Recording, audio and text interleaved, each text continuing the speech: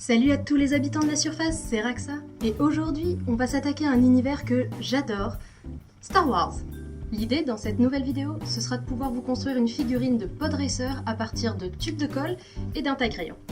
Pour vous donner un petit peu de contexte, c'est quelque chose que j'avais l'habitude de faire quand j'étais beaucoup plus jeune, mais malheureusement l'idée ne vient pas du tout de moi. L'idée vient en réalité d'un voisin que j'avais à l'époque, qui était un ami de mon grand frère et un fan de Star Wars.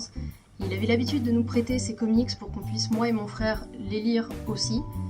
Et on discutait beaucoup de ça, et un jour il a eu l'idée de construire ce petit pod racer avec des bâtons de colle, et à l'époque, cet emballage de chewing-gum de 1 mètre. Vous voyez, je vous mettrai une image parce que du coup on trouvait que ça ressemblait à une capsule de vaisseau spatial si on mettait les 2 tubes de colle devant.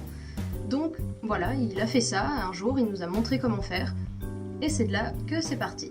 Donc moi si j'ai choisi un taille-crayon, c'est parce qu'on peut aussi le faire avec un taille-crayon, simplement pour ce qui est du chewing-gum, je ne l'ai pas trouvé en grande surface facilement comme ça, et il se trouve qu'il y a plein de formes de taille-crayon différentes possibles sur le marché, et que selon comment vous tournez ce taille-crayon, je trouve que ça peut aussi faire office de cabine de vaisseau. L'idée donc, ça va être d'assembler tout ça, de le customiser et de se faire une jolie figurine.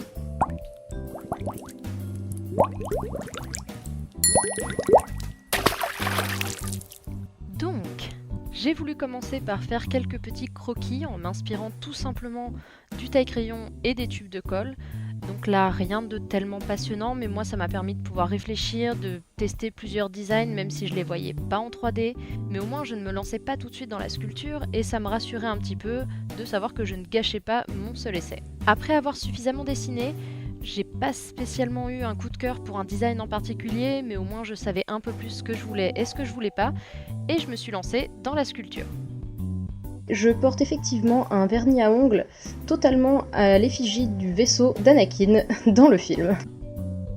Du coup, j'ai commencé par les raccords de base, donc simplement utiliser du fil de fer que j'ai découpé de la taille qui me semblait la plus juste, pour pouvoir ensuite faire les espèces de raccords entre justement les moteurs et la nacelle. Pour pouvoir raccorder ces parties-là, j'ai utilisé une technique un peu particulière, c'est-à-dire j'ai utilisé le feu.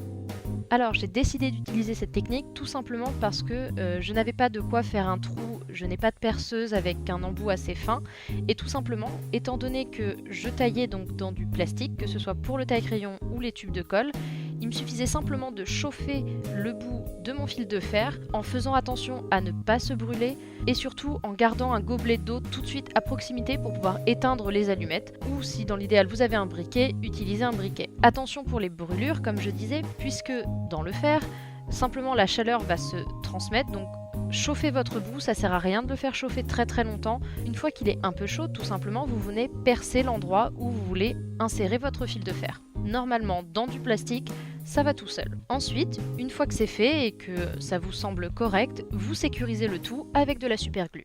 Après ça, il n'y a plus qu'à sculpter par-dessus la forme de votre pod racer. Pour ce faire, j'ai utilisé de la pâte polymère qui cuit normalement au four, ainsi que des outils de sculpture assez classiques avec des embouts en silicone ou en métal. Ces embouts m'ont permis surtout de faciliter la transition et d'atténuer justement toutes les petites bosses et les choses qui auraient pu se voir après au final. Donc j'ai fait des formes rondes pour pouvoir faire des espèces de carapaces sur les moteurs.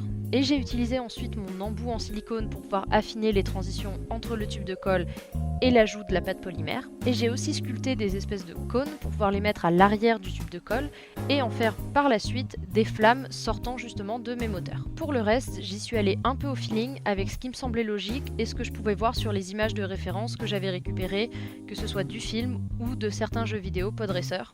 Petite dédicace à ceux qui y ont joué comme moi et qui galéraient à finir leur course. Bref, tout ça pour dire, j'ai ajouté donc ces espèces de petits panneaux d'aération et ensuite cette petite encoche ronde pour pouvoir par la suite faire ces espèces de raccords d'énergie entre les 2 moteurs. Alors, étant donné que c'est de la pâte polymère et que normalement ça cuit au four, mais que là, eh bien tout simplement je n'allais pas essayer de faire fondre des tubes de colle dans mon four, j'ai utilisé une autre technique qui ne permet pas forcément une cuisson totale, mais qui pour moi m'a servi jusque-là, c'est-à-dire cuire ma pâte polymère au sèche-cheveux.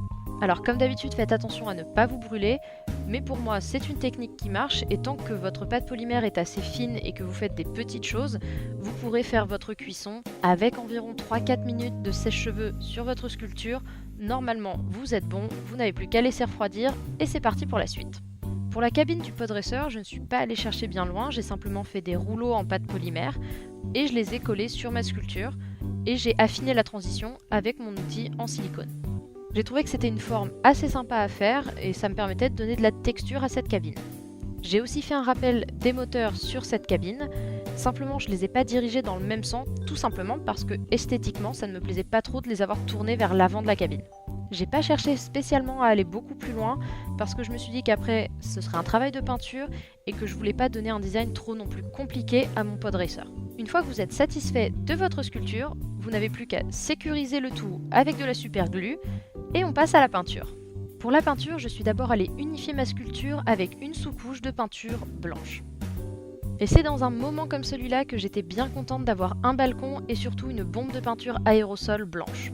Ça m'a permis de pouvoir recouvrir le tout très rapidement et surtout d'avoir quelque chose de plutôt uniforme. Sachant que si vous n'avez pas de bombe aérosol, de la peinture marchera très bien et même dans l'idéal une couche de gesso. Et hop, plus qu'à laisser sécher. C'est dans ces moments-là que les fils de fer se retrouvent très pratiques. Pendant toute la phase de sculpture, je réfléchissais à la potentielle couleur de mon Podresseur et j'ai choisi le bronze et le bleu. Tout simplement parce que j'aime bien ça et que je trouvais que les deux se mariaient bien ensemble. Pour appliquer la couleur bronze à toutes les parties qui, pour moi, donc seraient de cette couleur-là, j'ai d'abord fait une sous-couche de noir, tout simplement parce que bien souvent les peintures métalliques sont très fines et très translucides et qu'il faut des dizaines de couches avant d'obtenir un résultat propre. Mais avec une sous-couche de noir, normalement, il vous suffira de 1, 2 couches, 3 couches maximum pour que votre peinture soit uniforme. Une fois que la couleur bronze a atteint pour moi un niveau de saturation satisfaisant, je lui ai donné un aspect plus réaliste en utilisant la technique du wash, qui est tout simplement de la peinture acrylique très diluée, donc là noire et turquoise, qui est passée sur la surface de la peinture bronze et qui est tout simplement essuyée avec un mouchoir. Cette technique permet de mettre dans les creux de votre sculpture un peu plus de contraste et lui donner un peu cet aspect vieilli et surtout beaucoup plus en volume dans votre sculpture. Si j'ai choisi le noir et le turquoise, c'est pour des raisons très simples. Tout simplement le noir pour donner un peu donc cette saleté au métal et le turquoise tout simplement parce que sur le bronze, c'est le genre de couleur qu'on peut retrouver lorsque tout simplement ça rouille. Ensuite, je suis tout simplement allée peindre toutes les autres parties en bleu. J'ai essayé de reproduire un peu la même couleur qu'il y avait donc sur le réservoir du taille-crayon, tout simplement parce que c'est une couleur que j'aimais bien et que je voulais garder cette translucidité dans le taille-crayon sur le projet final. Je suis ensuite venue accentuer les zones d'ombre et de lumière de la sculpture en mettant un dégradé de peinture clair sur les zones pour moi qui étaient plus éclairées et un dégradé de peinture beaucoup plus sombre sur tout ce qui aurait pu être à l'ombre. J'ai décidé de venir peindre les petites aérations en argenté, tout simplement pour donner un peu de contraste et pour ne pas avoir quelque chose de trop monochromatique. Et je suis ensuite venue faire l'effet de flamme sur les cônes que j'ai mis à l'arrière des tubes de colle avec un simple dégradé du jaune au rouge. Une fois que toute la peinture était faite et sèche, je me suis juste amusée à faire quelques finitions en blanc, c'est-à-dire le numéro ainsi que les lignes.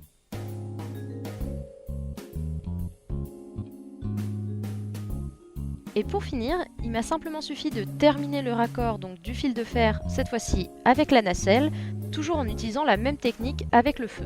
Plus qu'à sculpter ce dernier raccord, faire quelques finitions, et voilà, vous avez votre Podresseur. Et voilà la bête. Alors du coup, j'ai fait quelques finitions hors caméra parce que c'était vraiment trop précis à filmer et un peu embêtant. Donc ici, je me suis amusée à mettre genre quelques petites ficelles pour faire l'espèce de raccordeur énergétique qu'on peut voir.